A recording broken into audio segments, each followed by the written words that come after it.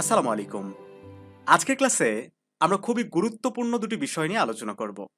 Honours second ইয়ারে প্রতি বছরই সবচেয়ে বেশি সংখ্যক স্টুডেন্ট ফেল করে বিজনেস কমিউনিকেশনে। তো আজকের ক্লাসে আমরা ফাইন্ড আউট করার চেষ্টা করব যে আসলে এই যে বিজনেস কমিউনিকেশনে সবচেয়ে বেশি সংখ্যক স্টুডেন্ট ফেল করে, এইটার পিছনে মেইন রিজনটা আসলে কি। দেন ২ নম্বরে আলোচনা করব এই সাবজেক্টটা কি আসলেই অনেক কঠিন, নাকি এই সাবজেক্টে পাশ করার কোনো সহজ উপায় আছে যেটা আমাদের সকলেরই অজানা। প্রিয় শিক্ষার্থী বন্ধুরা, একটু মনোযোগ সহকারে ভিডিও শেষ পর্যন্ত আমাদের সাথে থাকো। আশা করছি অনেক কিছুই আজকের এই ক্লাসের মাধ্যমে তোমরা জানতে পারবে। তো চলো আমরা পর্যায়ক্রমে ধারাবাহিকভাবে আলোচনা করি। তো প্রথমে আমরা খুঁজে বের করি যে আসলে ফেল করার প্রধান কারণগুলো আসলে কি। দেখো, একটু মনোযোগ দিবা ক্লাসে। আমাদের পার্সোনাল অভিব্যক্তি হচ্ছে এবং আমাদের অভিজ্ঞতার জায়গা থেকে আমি প্রথমেই যে কারণটাকে ১ নম্বরে রাখবো সেটা হচ্ছে ইংরেজি ভয়। একটু মনোযোগ দিবা। আমাদের পড়াশোনার শুরু থেকেই ইংরেজির প্রতি আমাদের একটা ভয় কাজ করে। তো সেটা এই অনার্স লাইফে এসেও তার ব্যতিক্রম কিছু হয় না। যেহেতু এই বিজনেস কমিউনিকেশন সাবজেক্টটা ইংলিশ ভার্সনে, অর্থাৎ কোশ্চেনও ইংলিশে হয় আর তোমাকে অ্যান্সারগুলো ইংরেজিতে লিখতে হবে। তো যেহেতু পুরো একটা বই, আর সবচেয়ে বড় কথা এটার সিলেবাস, দেখো ২ নাম্বার কারণ, একসাথে আমি সবগুলো একটু লিখে নিই তারপরে বিস্তারিত আলোচনা করছি। ২ নাম্বার হচ্ছে সিলেবাস। এইটার সিলেবাস মারাত্মক রকম বড়। ঠিক আছে? অন্যান্য যেকোনো সাবজেক্টের তুলনায় এটার প্রায় ১৪ টা চ্যাপ্টারের মতো রয়েছে এবং ১৪ টা চ্যাপ্টারের মধ্যেও একেকটা চ্যাপ্টারের প্রায় ১০ থেকে ১২ টা করে অনুচ্ছেদ। সো বুঝতে পারছো কতগুলা টপিক তোমাকে পড়তে হবে। সো একদিকে যেমন টোটাল বইটা একবারে ইংলিশ ভার্সনে, আরেকদিকে বইয়ের যে সিলেবাসটা এটা অনেক বড়। এই ২ টা মেজর কারণ ইংলিশে ফেল করার। তো ভয়ের কারণে এই স্টুডেন্টরা পড়তে চায় না। আর সিলেবাসটা বড়র কারণে আসলে কম সময়ে আজকে পড়বো, কালকে পড়বো, এই যে একটা ডিলে স্টুডেন্টরা করতে চায়, হ্যাঁ? যেহেতু একটা কঠিন সাবজেক্ট, এটা আমাদের প্রত্যেকটা মানুষেরই একটা বৈশিষ্ট্য, যে কাজগুলো আমাদের কাছে কঠিন সেগুলো আমরা কি করি? একটু পরে করার চেষ্টা করি। তো সেই জায়গা থেকে আমাদের বছরের শুরু থেকে না পড়ে আমরা মনে করি যে ম্যাথগুলো আগে শেষ করে নিই, ম্যাথের সাবজেক্টগুলো আগে শেষ করি, তারপরে হয়তো এটা পড়া শুরু করব। কিন্তু এভাবে একবারে পরীক্ষার সন্নিকটেও যখন চলে আসে তখন পড়া স্টার্ট করে, আর বড় সিলেবাস হওয়ার কারণে কোনোভাবেই পড়ে শেষ করতে পারে না। দ্যাটস ওয়াই এই সাবজেক্টে অনেক স্টুডেন্ট ফেল করে। আরো একটা কারণ হচ্ছে অ্যান্সার ঠিকভাবে না লেখা। দেখো, সঠিকভাবে উত্তর না লেখা। ঠিক আছে? অনেকেই ঠিকভাবে পড়ে বাট সঠিকভাবে উত্তর লিখতে পারে না। ঠিক আছে? উত্তর না লিখা।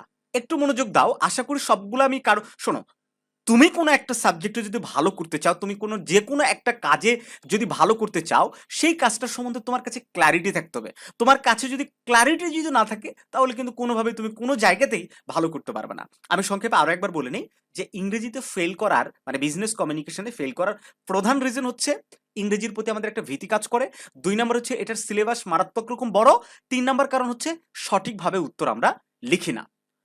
তো এই ৩ টা জায়গায় তুমি যদি কাজ করতে পারো, এই ৩ টা বিষয় মাথায় রেখে যদি পড়াশোনা করতে পারো, এইটাতে পাস করা মোটেও জটিল কিছু নয়। দেখো, ১ নম্বরে যেটা তোমাকে ত্যাগ করতে হবে, ইংরেজির প্রতি ভয়টা ছেড়ে দিতে হবে।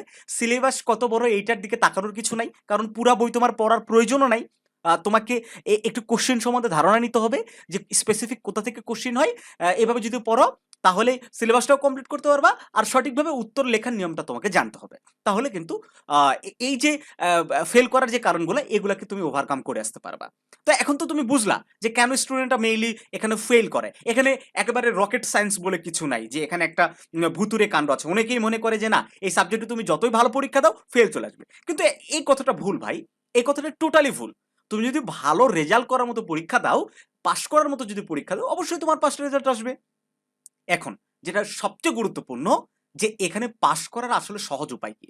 সহজ উপায় বলতে কোনো কিছুই সহজ নয়। তবে এই টেকনিকটা যদি ফলো করো তাহলে একদম পরীক্ষার সামনে এসে কয়েকদিন পড়াশোনা করেও পাস করতে পারবা।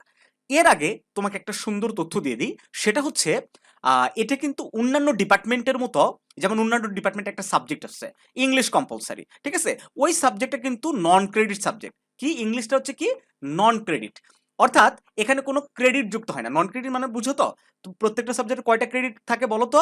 ৪ টা করে ক্রেডিট। এই ক্রেডিট হিসাব করেই কিন্তু তোমার জিপিএ নির্ণয় করা হয়। কিন্তু এই ইংলিশ কম্পালসারিতে কোনো জিপিএ যোগ করা হয় না। অর্থাৎ এটা একটা নন ক্রেডিট। কোনো ক্রেডিট তোমার মূল রেজাল্টের সাথে যোগ হবে না। জাস্ট তুমি যদি পাস করো তাহলে এনাফ। বাট ফেল করলে কিন্তু আবার সার্টিফিকেট পাবা না। ঠিক আছে? কিন্তু এই বিজনেস কমিউনিকেশন এটা কিন্তু একটা ক্রেডিট সাবজেক্ট এবং মেজর সাবজেক্ট, নন ক্রেডিট নয়। এটা একটা কি ক্রেডিট এবং মেজর সাবজেক্ট, অর্থাৎ এই সাবজেক্টের 4টা ক্রেডিট আছে। অর্থাৎ এই সাবজেক্টে একদিকে যেমন পাস করা জরুরি, অন্যদিকে ভালো রেজাল্ট করার জন্য একটা ভালো জিপিএ পেতে হবে। আমার কথা কি বুঝতে পারছো? এই সাবজেক্টটাতে একদিকে যেমন তোমাকে পাস করতে হবে, প্লাস একটা ভালো জিপিএ নিয়ে আসতে হবে, একটা ভালো গ্রেড নিয়ে আসতে হবে ভালো রেজাল্ট করার জন্য। তো তোমাকে এইটাতে মিনিমাম ধরে নিতে হবে যে বি প্লাস যেন সর্বনিম্ন তোমার রেজাল্ট থাকে। তো বি প্লাস পাওয়ার জন্য তোমাকে কিভাবে পড়তে হবে সেইটা আমি তোমাকে এখন বুঝাই দিচ্ছি, পাস করার জন্য নয়। পাস শুধু মানে এইটা তোমার এক্সপেকটেশন কখনোই হওয়া উচিত নয় যে শুধু পাস করবো। হ্যাঁ, অনেক স্টুডেন্ট যারা ইমপ্রুভ আছো তারাও ভিডিওটা দেখছো, তাদের উদ্দেশ্যই পাস করা, বাট যারা রেগুলার স্টুডেন্ট আছো তাদেরকে পাস করার সাথে সাথে তোমাকে একটা ভালো গ্রেডও এখানে নিশ্চিত করতে হবে। তো এইটার জন্য তোমার কি কি করানো উচিত একটু ভালো করে মনোযুক্ত পড়বা। 1 নম্বরে যেটা করা উচিত সেটা হচ্ছে রেগুলার পড়াশোনা করতে হবে। রেগুলার তুমি প্রতিদিন না হলেও একেবারে রুটিন করবা যে সপ্তাহে 4 দিন। কয়দিন? সপ্তাহে 4 দিন ডেইলি তুমি 30 মিনিট করে। কয় মিনিট? 30 মিনিট। 30 মিনিট কি খুব বেশি সময় বলো তো? 30 মিনিট করে এই বিজনেস কমিউনিকেশন সাবজেক্টটা পড়বা। আমি নিশ্চিত তোমরা যারা ভিডিও দেখছো মনে হয় না যে তোমরা টানা এই 4 দিন এরকম ভাবে কিংবা প্রতিদিন পড়ো। হয়তো সপ্তাহে একদিন এই সাবজেক্টটা খুলে দেখো কিনা সন্দেহ। হয়তো অনেকে এখনো এই বইটাই কিনে নাই, বই খুলে দেখছে জাস্ট ইংলিশ ভার্সন, ওইভাবে রেখে দিছে। তো ফেল করবা না পাস করবা বলো তো? এখন আসি আরেকটা বিষয় হচ্ছে রেগুলার পড়াশোনা করতে হবে। 2 নাম্বার হচ্ছে এই রেগুলার পড়ার জন্য প্রাইভেট নিতে হবে। দেখো, আমরা যারা বিবের স্টুডেন্ট আছি তারা কি করি, জাস্ট ম্যাথ নিয়ে ব্যস্ত হয়ে পড়ি। কি করি? ম্যাথ সাবজেক্টগুলো নিয়ে ব্যস্ত হয়ে পড়ি। দ্যাটস ওয়াই এই সেকেন্ড ইয়ার এসে এই সাবজেক্টটা যে অনেক একটা গুরুত্বপূর্ণ এটা আমরা ভুলে যাই, বা একটা নেগলিজেন্স চলে আসে, অবহেলা চলে আসে, যার কারণে এই ম্যাথের সাবজেক্টগুলোতে তুমি ঠিকই ভালো করো, এই সাবজেক্টে ফেল করো। তো তোমাকে এটাতে প্রাইভেট নিতে হবে। প্রাইভেট কিরকম? 1 থেকে 2 মাস পড়ো। হ্যাঁ, একটা কোনো ভাইয়ের কাছে নাও। এটা যদিও খুবই কঠিন একটা সাবজেক্ট না, বাট ওই যে রেগুলারিটি ধরে রাখার জন্য তোমাকে একটা প্রাইভেটের আন্ডারে আসতে হবে, একটা মেন্টরের আন্ডারে আসতে হবে, যাতে পড়া দেয়, পড়া নাই, একটু বুঝাই দেয়। এই সাবজেক্টে তো একবারে মানে বোঝার মতো কিছু নাই, জাস্ট সবগুলো থিওরি, বাট এই থিওরিটাই তোমাকে একটু রেগুলার তো পড়তে হবে না? ওইটার জন্য তোমার একটা প্রাইভেট নেওয়া জরুরি। প্রাইভেটের অধীনে যদি চলে আসো তাহলে তুমি রেগুলার পড়তে পারবা। দেন আরেকটা বিষয় হচ্ছে 3 নাম্বার, লিখার প্র্যাকটিস করা। এই সাবজেক্টটাতে একটু লিখার প্র্যাকটিস করতে হবে ফ্রি হ্যান্ড রাইটিং এ। দেখো, মোটামুটি এই সাবজেক্টটাতে তোমার 100+ প্রশ্ন মুখস্থ করতে হয়, মানে পড়তে হবে ভালো কিছু করার জন্য, ভালো রেজাল্ট করার জন্য। আর যদি শর্টকাটে যদি যাইতে চাও, বি প্লাস কিংবা সি ডি এরকম সিডি, বি প্লাস মানে বি গ্রেড এরকম যদি রেজাল্ট করতে চাও তাহলে 50টা পড়লে অনেক সময় এনাফ হয়। আচ্ছা ধরে নিলাম আমাকে 100টা প্রশ্ন পড়তে হবে না, আমাকে 50টা প্রশ্নই পড়তে হবে। এখন একটু ভালো করে মনোযোগ দিবা যে 50টা প্রশ্ন, এটা ক এবং খ বিভাগ কথা বলছি, ক ও খ বিভাগ মিলায়ে তোমাকে কয়টার কথা বলছি? 50টা প্রশ্ন পড়ার কথা বলছি। তো 50টা প্রশ্ন কিন্তু একেবারে খুব কম নয়, অনেকগুলো প্রশ্ন। এক একটা প্রশ্ন মিনিমাম তোমার 2 থেকে 4 পেজ করে হয়ে থাকে, কিছু কিছু প্রশ্ন 5 পেজ করে হয়ে থাকে। তো একটা ইংলিশ ভার্সনের প্রশ্ন এজ এ বাঙালি স্টুডেন্ট হিসেবে, যার নেটিভ ল্যাঙ্গুয়েজ বাংলা, যে ইংরেজির প্রতি একেবারে একটা ভয় কাজ করে, সেই স্টুডেন্টের পক্ষে কিন্তু কোনোভাবেই পড়াও সম্ভব নয় একদিকে, যেমন সেভাবে মনে রাখাও সম্ভব নয়। সো তোমাকে রেগুলার লিখতে হবে। রেগুলার কি করতে হবে? লিখতে হবে।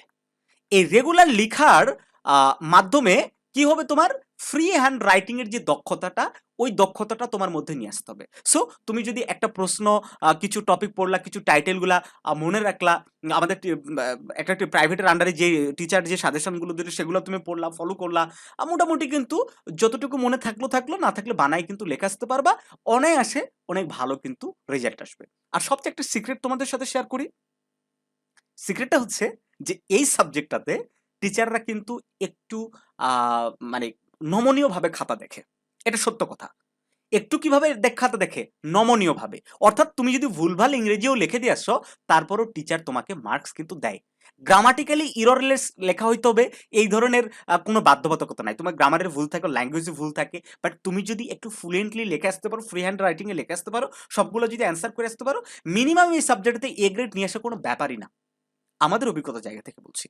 আমার কথা কি তোমরা বুঝতে পারছো? একটু মনোযোগ দাও। তাহলে কি বললাম? কয়েকটা বিষয় তোমাদেরকে বললাম, কি করতে হবে, রেগুলার পড়াশোনা করতে হবে, প্রাইভেটের আন্ডার আসতে হবে এবং রেগুলার লেখার প্র্যাকটিস করতে হবে। এই ৩টা বিষয় যদি তুমি ফলো করতে পারো, পাস তো অনেক সহজ ব্যাপার, এ গ্রেড নিয়ে আসাও তোমার পক্ষে কোনো ব্যাপার হবে না। আরো একটা সিক্রেট এখানে আছে, তবে আজকের ভিডিওতে আমি বলবো না। ঠিক পরীক্ষার আগ মুহূর্তে আমরা যখন শর্ট সাজেশনটা তোমাদেরকে দিব, তখন সেই ভিডিওতে আমি শেয়ার করে দেব যে একেবারে না পড়েও কিভাবে অ্যাটলিস্ট পাস করা যায়। তবে আমি তোমাদেরকে বলছি, যেহেতু এটা একটা মেজর সাবজেক্ট, পাস করার চিন্তা করিও না, একটু পড়াশোনা করো, খুব ভালো রেজাল্ট হবে। এখন আসি যে তোমাদের জন্য আমাদের একটা শর্ট কোর্স আছে। তো সেই কোর্সের ব্যাপারে একটু কথা বলে নিই, যেটাকে আমরা বলছি মেন্টর কোর্স। এই মেন্টর কোর্সে আমরা কিন্তু বিজনেস কমিউনিকেশনের A to Z detail class করাই, প্রত্যেকটা টপিকের উপরে একেবারে live class plus recorded class.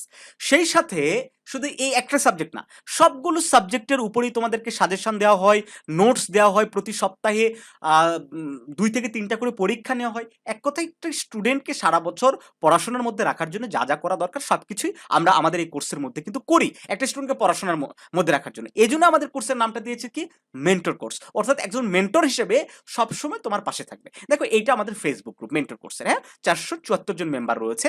দেখো, এই যে ঈদের খাতাগুলো এখন আমাদের দেখা হয়নি, এই খাতাগুলো তারা পোস্ট করে রেখেছে। আমরা প্রত্যেকটা খাতা কিন্তু ম্যানুয়ালি চেক করি। এই যেটা হচ্ছে কোশ্চেন, এটা হচ্ছে তার অ্যান্সার। স্টুডেন্টরা পরীক্ষা দিয়ে খাতা কিন্তু সাবমিট করে দিয়েছে। দেখো, অসংখ্য স্টুডেন্ট, হ্যাঁ, সবাই কত সুন্দরভাবে পড়াশোনার মধ্যে আছে। দেখো তো, তো যারা এই যে কার্যক্রমের সাথে যুক্ত নাই, বলো তো তোমরা কি তাদের থেকে পিছনে নেই?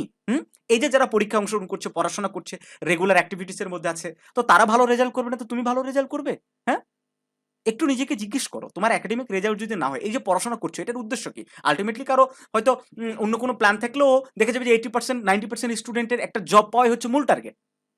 একাডেমিক রেজাল্ট যদি ভালো না করতে পারো, সেক্ষেত্রে তুমি জব মার্কেটে গিয়ে কিভাবে মানে একটা ভালো কিছু আশা করো? তো সবকিছু মিলাই তোমার আসলে এফোর্ট দিতে হবে ভাই, পরিশ্রম করতে হবে, এটার পিছনে লেগে থাকতে হবে। তো যাই হোক, অনেকগুলো বিষয় তুলে ধরলাম, আশা করছি তোমরা উপকৃত হয়েছো। আর যারা মেন্টর কোর্সে ভর্তি হতে চাও, আমি এটুকু বলবো, অনেক অনেক তুমি উপকৃত হবা। এটার ফি মাত্র ১৯৫০ টাকা। ভিডিও ডেসক্রিপশন বক্সে আমাদের WhatsApp number, imo number, Facebook ID link দেওয়া আছে। এখনই যোগাযোগ করে ভর্তি হয়ে যাও। 1 জুলাই, কি বললাম, 1 জুলাই থেকে আমাদের নতুন ব্যাচ শুরু হচ্ছে। ইতিপূর্বে বেশ কিছু ব্যাচ রান হয়েছে, সেটা আমি তোমাদেরকে লাইভ প্রুফ দেখালাম। সো 1 জুলাইয়ের আগে ভর্তি হয়ে যাও, ১৯৫০ টাকা। ভালো থেকো সবাই, দেখা হবে নতুন কোনো ভিডিওতে। আর যে কোনো প্রয়োজনে জানো বিডি টিম তোমাদের পাশে আছে। তোমাদের ভালোবাসাই আজ জানো বিডি টিম ১০০ কে, অর্থাৎ ১ লাখ সাবস্ক্রাইবারের পরিবার।